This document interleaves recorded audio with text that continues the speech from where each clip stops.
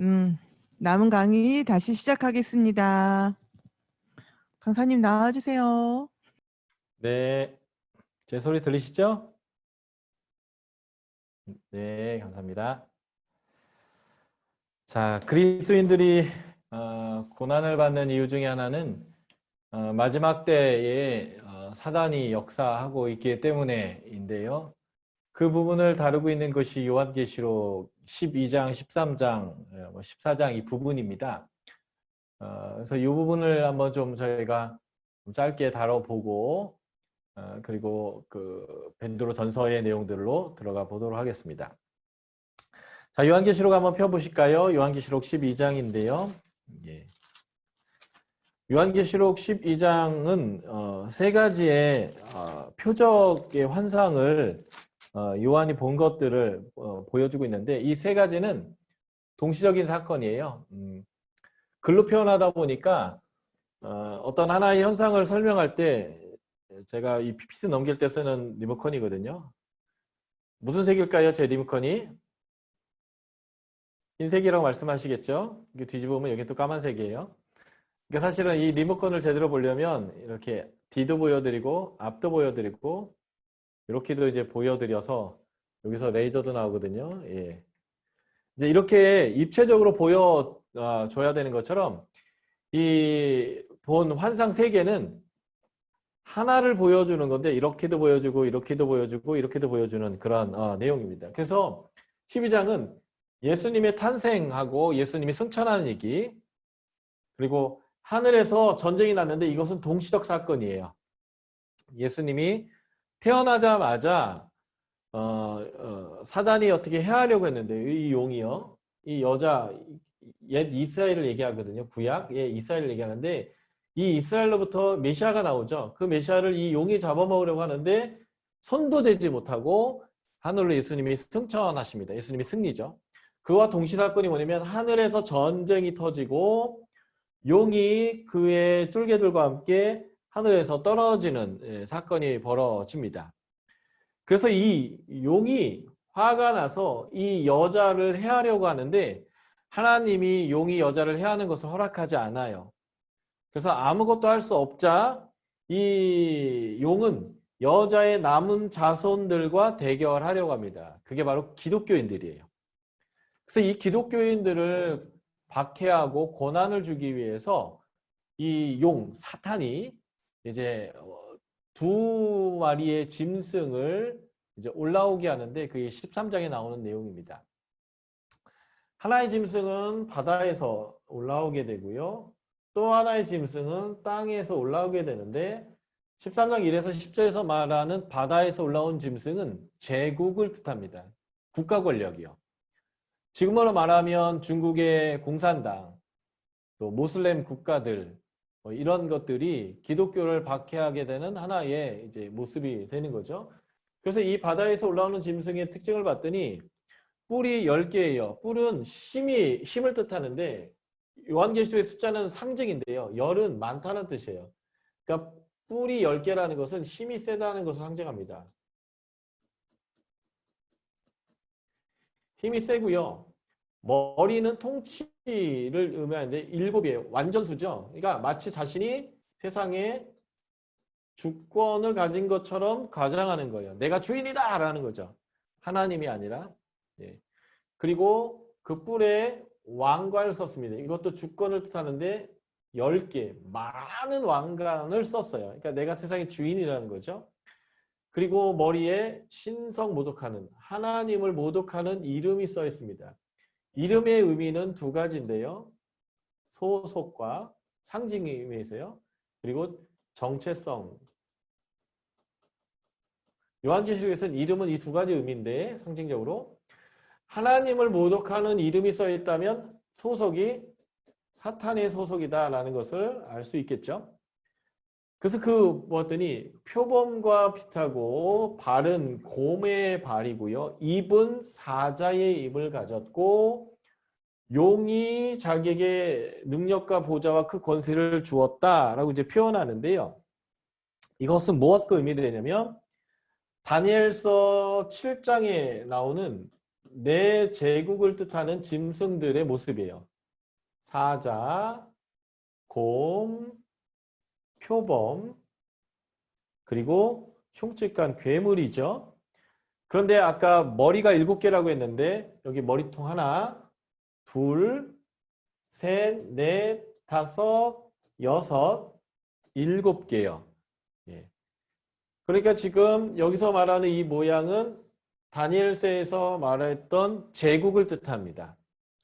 바벨론, 이게 이제 바벨론이죠. 바벨론, 페르시아,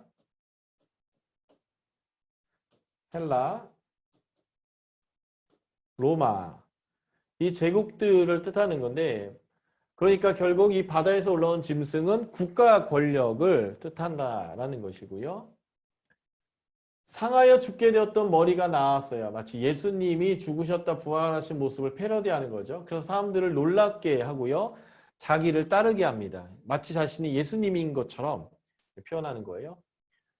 용, 사단에게 권세를 받아서 온 땅이 사단과 자신, 제국을 숭배하게 합니다. 이런 내용들이 요한계시록의 배경이 되는 황제 숭배의 내용들인데, 누가 이 짐승과 같으냐, 누가 이로 더불어 싸우리요, 아무도 나와 싸워서 대적할 수 없다, 알아서 꿇어라, 이렇게 이제 하면서 기독교인들이 예수를 믿지 못하게 하는 내용들인데, 이게 이제 지금 중국의 공산당이라든지 이러한 그 국가 권력이 이런 일을 하는 거죠. 이 짐승이 과장되고 신성 모독하는 말을 하게 되는데, 이게 42달 동안 하게 됩니다. 다니엘서에서는 한 때와 두 때와 반 때 이렇게 해서 3과 2분의 1을 한 때, 두 때, 그리고 이것의 반 때. 이게 이제 3과 2분의 1을 뜻하는 거예요. 이것을 한 해로 계산하면 3년 반이 되는데, 3년 반을 개월수로 계산하면 42개월이 됩니다. 한 달이 12개월이니까 3을 곱하면 36개월이고요. 반년은 6개월이니까 36 더하기 6은 42죠.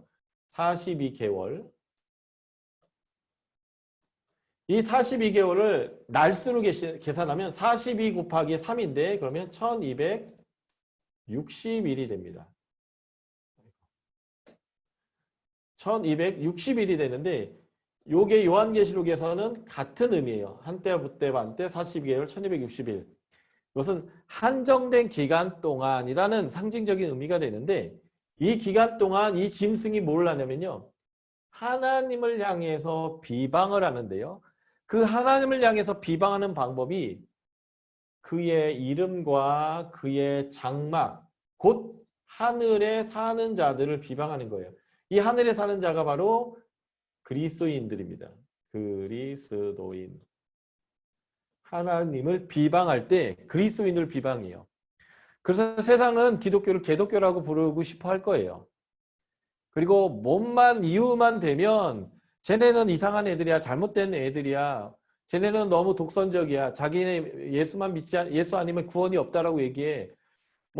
쟤들은 왜 전염병이 돌고 있는데 예배를 모여, 수많은 얘기를 할 거예요.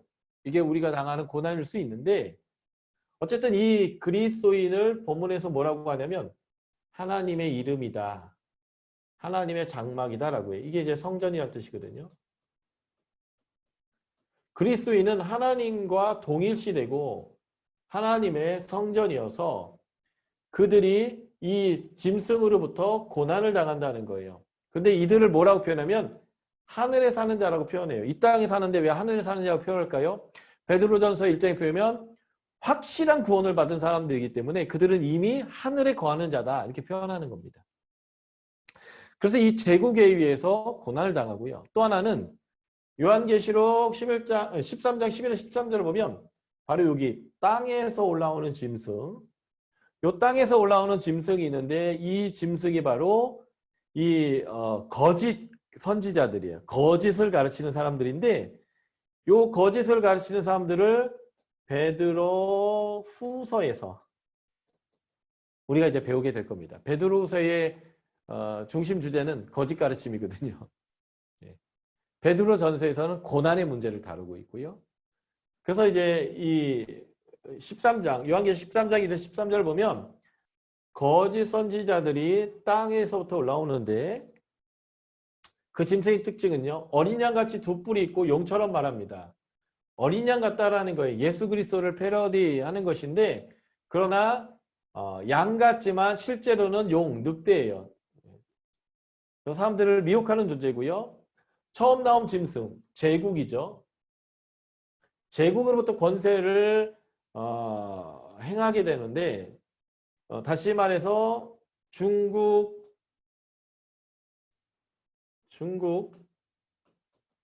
공산당이 앞에서 나왔던 바다에서 올라온 짐승이라면 우리는 무신론이다. 공산당은 종교를 갖지 않는다라고 하는 이러한 사상이 지금 이 짐승이라고도 연결될 수 있어요. 사우디아라비아나 이란 같은 경우 이란의 정부가 바로 이 앞에서 나온 바다에서 올라온 짐승이라면 이맘들이요. 모슬렘의 목사 같은 사람들이죠. 교사들. 이런 사람들이 지금 이 땅에서 올라온 짐승들인 거예요. 요게 이렇게 세트로 묶여가지고 기독교인들을 박해한다고요. 처음 우리나라에 기독교가 들어올 때는 조선의 말기에 대원군이나 뭐 이런 정부가 기독교가 서양 문물이다라고 해서 박해했었잖아요. 국가 권력에 의해서 그것을 박해할 때에 이제 우리는 유교적인 기반에 있는데 이방신을 섬기게 한다라고 하는 이런 것들을 가지고 유교적인 사상과 이런 것으로 막았었는데 이런 것들이 바로 이 두 짐승의 실체라는 거죠. 그래서 짐승들은요. 큰 이적을 행하는데 하늘에서 불이 내려오게 하기도 합니다. 이게 마치 엘리야 패러디하는 거죠. 하나님의 사역자인처럼 표현하는 거예요. 또 우상에게 생기를 주어 우상에게 말하게 하는데 에스겔서 37장에 보면 에스겔이 생기를 그 마른 뼈들에 들어가게 해서 살아있는 군대가 되게 했잖아요. 그러니까 마치 하나님의 선지자인 것처럼 과장해서 지금 하나님의 백성들을 박해하고 있는 모습이다라고 하는 것입니다. 그래서 땅에 거하는 자들을 미혹합니다. 요한계시록에서는 믿는 자를 하늘에 거한다 이렇게 표현하고요. 믿지 않는 자들을 땅에 거한다 이렇게 표현합니다. 이거는 이제 하나의 상징적인 요한계시록 용어인데 예수를 믿지 못하도록 사람들을 미혹하고 짐승, 제국이죠. 제국을 경배하게 하고 우상을 만들게 하고요. 짐승의 우상에게 절하지 아니하면 죽여버립니다. 예를 들면 다니엘의 세 친구들이 우상에게 절하지 않았다가 화롯불 가운데 들어갔던 것 같은 일들이 일어난다라는 거죠. 종교적 박해가 있고 또 짐승의 이름이나 그 이름의 수를 이마나 손목에 받지 않으면 경제적인 박해를 하는데요.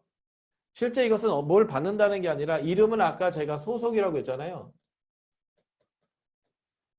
하나님을 섬기면 다시 말해서 그들이 말하는 우상을 섬기지 않고 하나님을 섬기면 경제적인 박해를 가한다는 거예요. 중국에서는 잘 먹고 잘 살려면 공산당이 되어야 합니다. 그런데 공산당에 가입하려면 종교를 가지면 안 돼요. 예수를 믿으면 안 됩니다. 이런 게 그런 박해예요. 인도네시아나 이런 모슬림 국가에 가면 예수를 믿는다라고 하면 고위공직자가 되는 게 어려워요. 진급이 안 돼요. 그런 것과 같은 내용이 바로 이런 내용이다라고 보시면 되겠습니다. 이러한 박해들이 있지만 우리는 완전한 구원에 이르렀다 할 때 이게 시온산, 하나님의 임재에 있다라고 표현할 때 시온산에 있다라고 표현하는데 거기에 선 14만 4천이에요. 14만 4천은 하나님의 백성이라는 의미의 시비를 곱하기에다가 많다를 3번 곱한 거예요. 많아도 너무 많아서 천지빛깔이인데 그게 하나님의 백성이 천지빛깔이다라고 하는 이제 이런 의미거든요. 예. 그래서 이 수많은 사람들이 하나님의 임재에 이르는데 바로 이 땅에 살지만 이미 시온산에 이른 14만 4천이 구원받은 백성이다. 이게 베드로전서 1장 전반부에 나오는 확실한 구원을 받은 택함 받은 나그네 이런 의미와 같은 의미예요. 그래서 그 사람들은 이미 시온산에 섰고요. 하나님이 내 거다라고 어린 양의 이름과 아버지의 이름을 써줬습니다. 이거는 실제 여기 써 있는 게 아니에요. 하나님 소유다라는 것을 보여주는 상징적 표현이에요. 보좌 앞과 내 생물과 장로들 앞에서 새 노래를 부릅니다. 하나님 앞에서의 예배자이고요.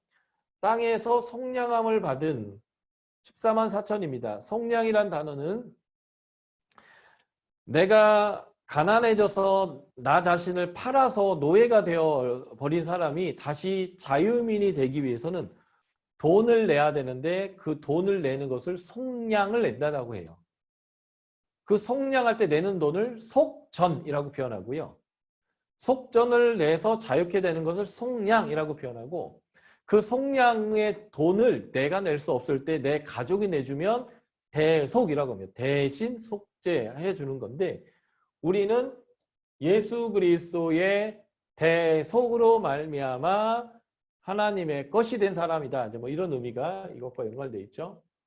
그래서 우리는 여자와 더불어 더럽히지 않는 사람들인데 이 여자가 뭐냐면 요한계시록에서는 17장부터 19장에 나오는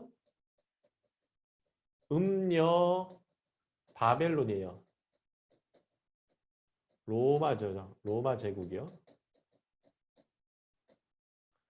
그러니까 우상 숭배하지 않고 제국을 숭배하지 않고 제국에서 만든 우상을 숭배하지 않은 순결한 자, 영적으로 하나님만을 섬기고 하나님의 백성으로 사는 사람이다. 이런 의미고요.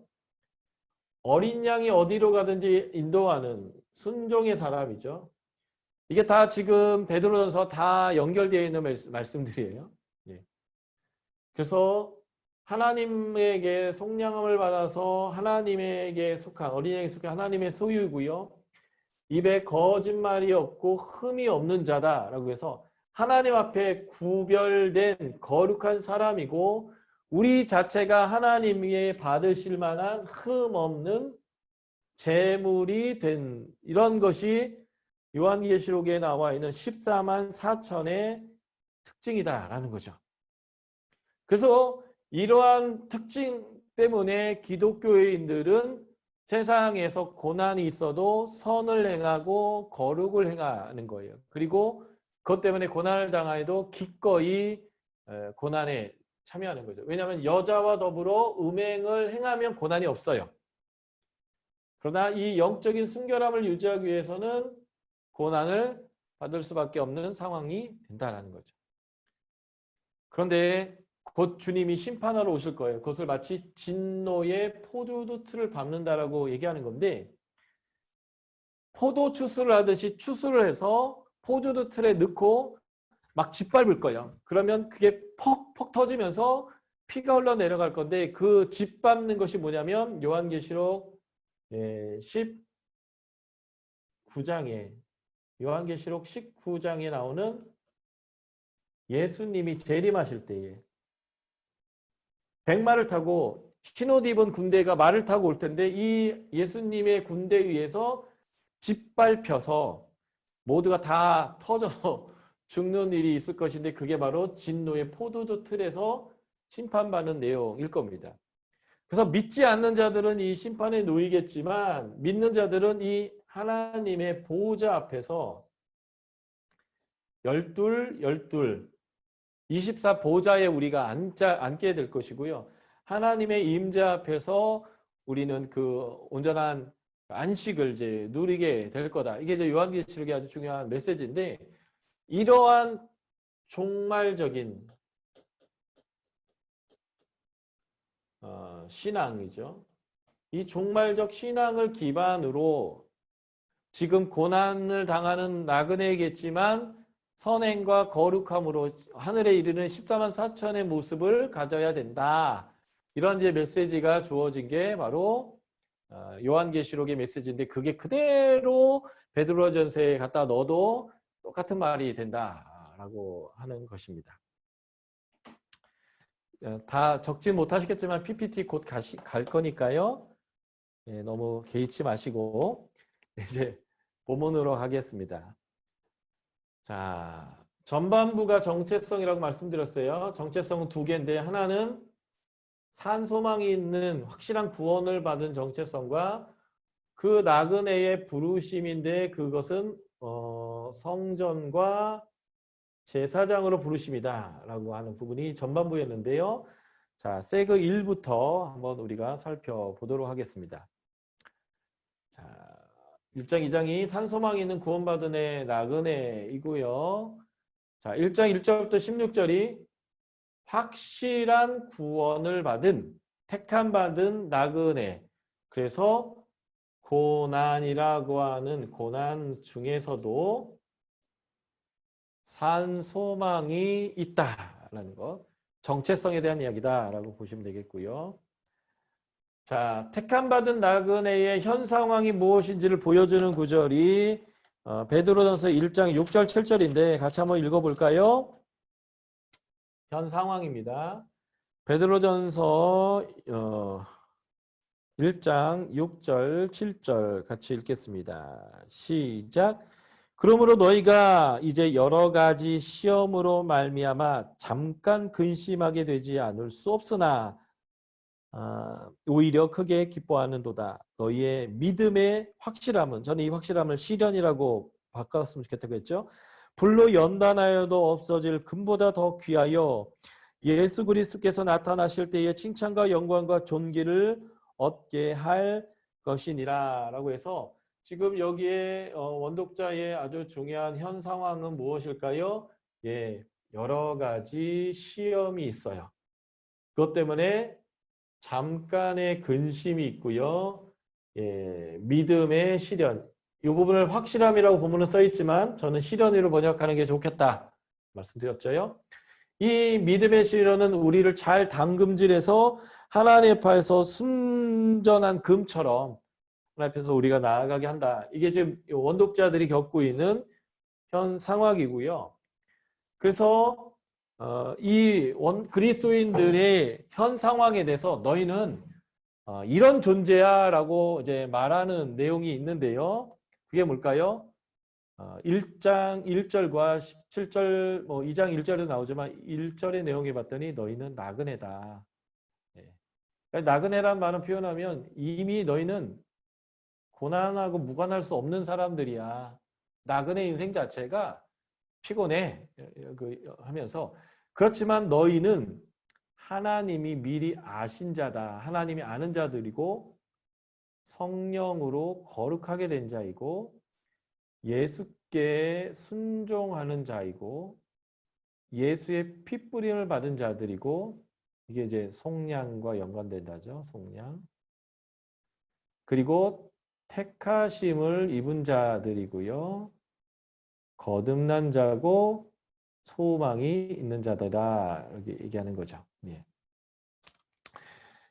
너희의 정체성이 이러하기에 너희의 고난이 있어도 문제가 되지 않는다는 거예요. 자, 정체성을 더 보도록 하겠습니다. 9번째, 여기서 말하는 정체성이 뭐예요?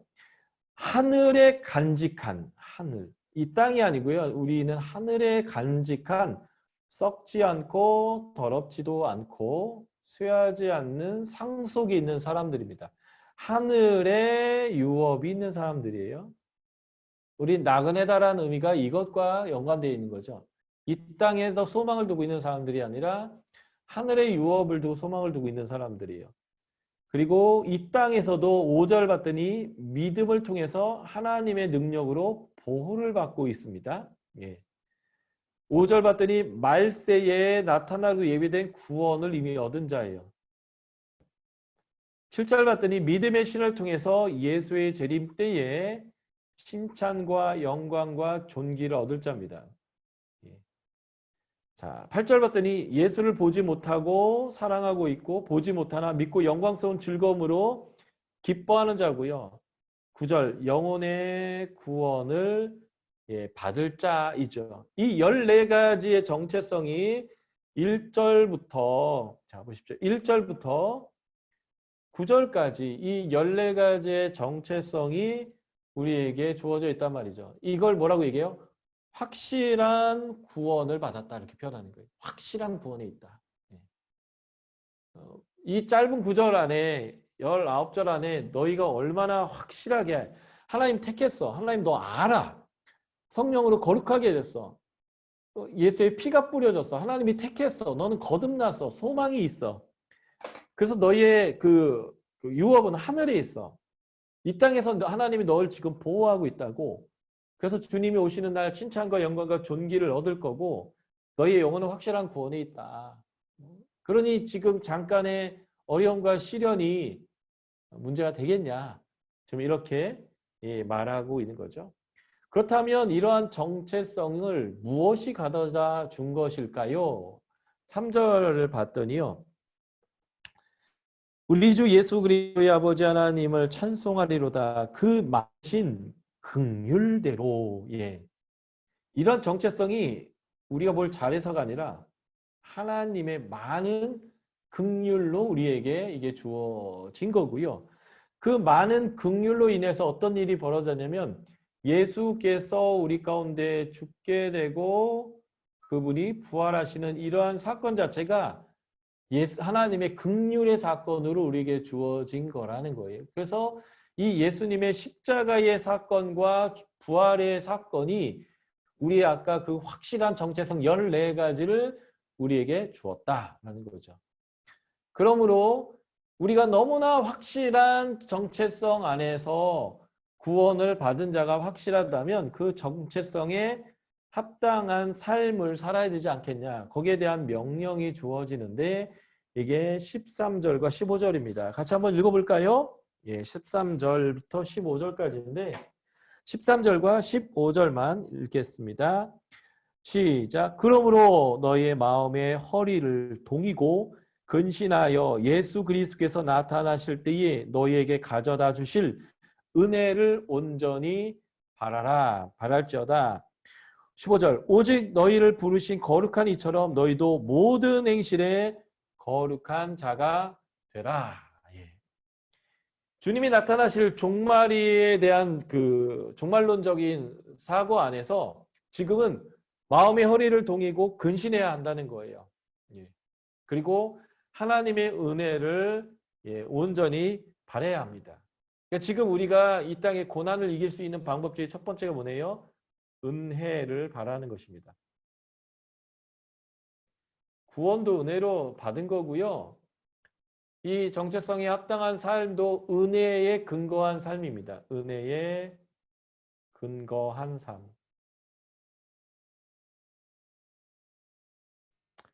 그 은혜에 근거한 삶은 무엇이냐면 하나님이 우리 거룩하시기 때문에 우리도 거룩해야 한다는 것입니다.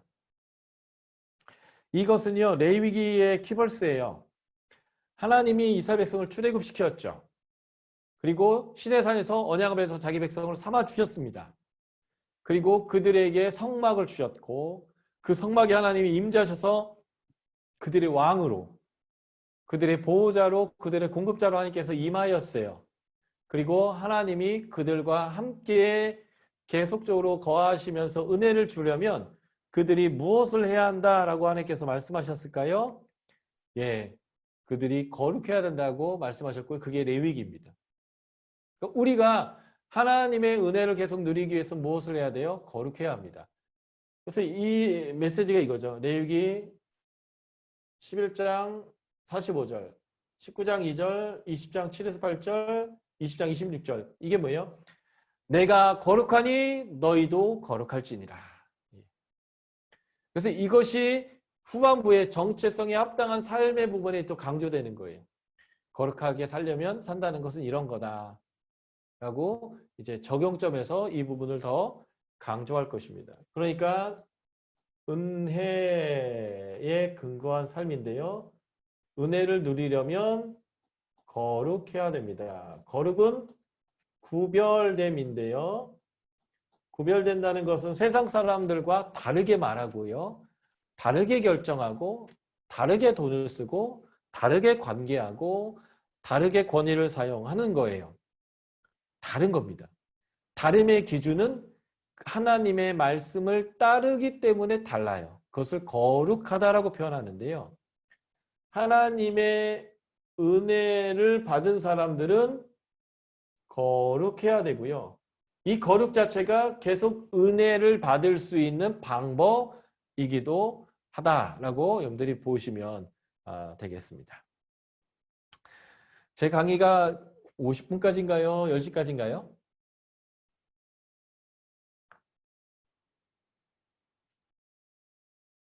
누군가 답변해 주시겠죠? 50분. 네, 50분까지. 네. 자, 두 번째 색으로 한번 가보도록 하겠습니다. 자, 정체성에 대할 때 택함 받은 나그네의 부르심이죠. 그 부르심은 뭐냐면 성전이고 제사장의 삶입니다. 자, 아까 레위기를 제가 말씀드렸어요. 레위기. 이 레위기의 전제는 출애굽기에서 하나님이 무엇을 줬냐면 성전과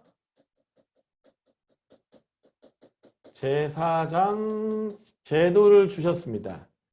그래서 성전이 완성됐을 때 레위기에서 뭘 했냐면 제사장 위임을 했고요. 제사장을 세웠다는 거죠. 그리고 성전에서 실제 제사를 드렸습니다. 그러면서 하나님과의 친밀함을 살게 했는데 바로 우리가 그 확실한 구원을 받은 자라면 성전에서 제사장의 역할을 하는 삶을 살아야 한다라는 거예요. 아까도 말씀드렸지만 이 성전과 제사장의 삶은요. 출애굽기 19장 5에서 6절인데 열국에 대한 제사장 나라예요. 제사장 나라.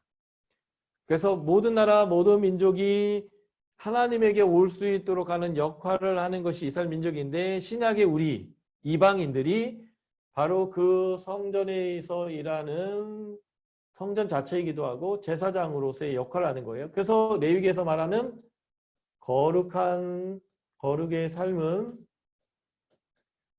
세상이 하나님에게로 나아올 수 있도록 하는 그러한 사명의 삶이 되겠다.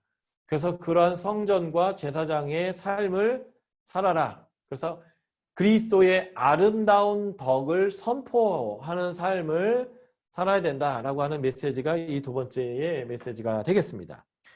자, 보실까요? 그래서 택함받은 나그네의 부르심은 왕과 제사장의 삶인데 이 본문에서 얘기하는 우리의 정체성은 이것입니다. 우리는 외모로 보지 않는, 다시 말해서 유대의 입만 하나님 백성이다라고 말하지 않는, 그래서 모든 사람을 하나님 백성으로 삼으시는데 행위대로 판단하시는 분이세요. 그러니까 하나님을 따르고 있다면 그 따르는 사람이 하나님 백성인 거죠. 인종적으로 유대인이 아니어도 말이죠. 그를 아버지라고 부르는 자들이고요. 예수의 보배로운 피로 대속된 자들이고 대신 값을 치렀고요. 믿음과 소망을 하나님께 뒀고요. 이 땅에 소망을 두면 나그네가 아니죠.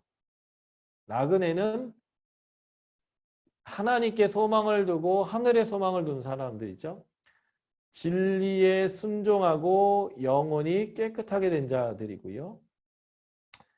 그래서 진리에 순종한다는 것의 핵심이 뭐냐면 거짓없이 형제를 사랑할 수 있는 것입니다. 요한복음에서 이렇게 하죠. 새 계명을 너에게 주노니 서로 사랑해라. 예, 거짓없이 형제를 사랑하는 자고요. 말씀으로 23절 말씀으로 거듭난 자고요. 가려진 것 같은데 2장 3절에 보면 주의 인자하심을 맛본 사람들입니다. 예. 그리고 8번째 정체성이 2장 5절에 봤더니 누구예요? 예, 신령한 집입니다. 이게 바로 성전이라는 뜻이에요. 그리고 그 집에서 신령한 제사를 드릴 거룩한 제사장. 이게 이제 우리의 정체성이죠.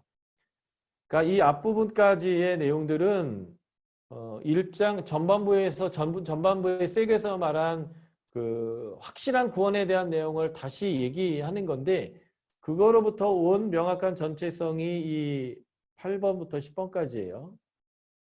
이게 이제 사명과 연관되는 거예요. 사명. 선량한 집이고 거룩한 제사장이고 택하신 족속이고 왕 같은 제사장이고 거룩한 나라고 그의 소유된 백성입니다. 여기서 왕 같은 제사장이라고 할 때 영어는 로얄 프리스트후드 해가지고요. 예, 왕가의 제사장이에요. 그러니까 이제 왕 같은이라고 하는 것은 조금 오역이다라는 것이고요. 모든 영어 성경과 개역 성경과 개역 개정을 뺀 모든 한글 성경들은 왕과 같은 제사장으로 표현되어 있지 않고요. 왕의 제사장, 왕가의 제사장. 그러니까 하나님이 왕인데 그 하나님이 왕이신 나라의 제사장이라는 식의 의미로 다 번역이 됐어요. 이거 중요하게 생각하셔야 되고요. 그래서 하나님의 백성이고 긍휼을 얻은 자입니다. 그 전에는 루하마, 로암미 긍휼이 없었고 하나님의 백성이 아니었는데 이제는 긍휼을 얻고 하나님의 백성이 됐습니다. 그런데 현재로는 나그네와 행인으로 살고 있는 자들이다라는 거죠. 예, 이게 이제 우리의 정체성이고요. 그래서 이 정체성에 합당한 삶을 살아야 된다라는 것이 이제 후반부의 2장 13절부터의 내용들인데 오늘 강의는 여기서 제가 마칠 거고요. 내일은 성전에 대한 얘기를 좀 간단히 좀 살펴보고요. 하나님의 성전의 역사에서 지금 이 부분이죠. 우리가 성전이 되었다라고 하는 거, 이 부분이요. 우리가 성전이 됐는데 이 성전을 이해하려면 성막, 솔로몬 성전, 그리고 예수 그리스도께서 성전이 되는 이 성전의 역사를 이해해야 되기 때문에 내일 성전 얘기를 좀 더 하고 이야기를 진행할 건데 얘기가 기니까요. 오늘 여기서 멈추려고 합니다. 네, 오늘 저희가 배운 것은 베드로전서의 전반부, 우리의 고난 가운데 있지만 우리가 누구인가라고 하는 명확한 정체성을 알아야 어떻게 살 것인가라는 것을 배우게 되는 건데 그 우리는 누구인가라는 부분을 오늘 우리가 살펴봤습니다. 제 강의는 오늘 여기서 마치도록 하겠습니다. 수고하셨습니다. 감사합니다. 예, 감사합니다. 모두 수고하셨습니다. 예, 늦은 밤까지 수고하셨습니다. 내일 아침 동일하게 9시부터 예배 드리고 그 다음에 9시 40분에 강의합니다. 온라인으로요. 그래서 예배 같이 하실 분들은 9시에 오늘처럼 동일하게 들어오시면 되겠습니다. 그리고 과제 못하신 분들 계시잖아요. 한 주 동안 좀 과제하는 시간도 가지시면 좋겠습니다. 자, 몇 시간 후에 뵙겠습니다. 편히 쉬세요. 수고하셨습니다. 수고하셨습니다.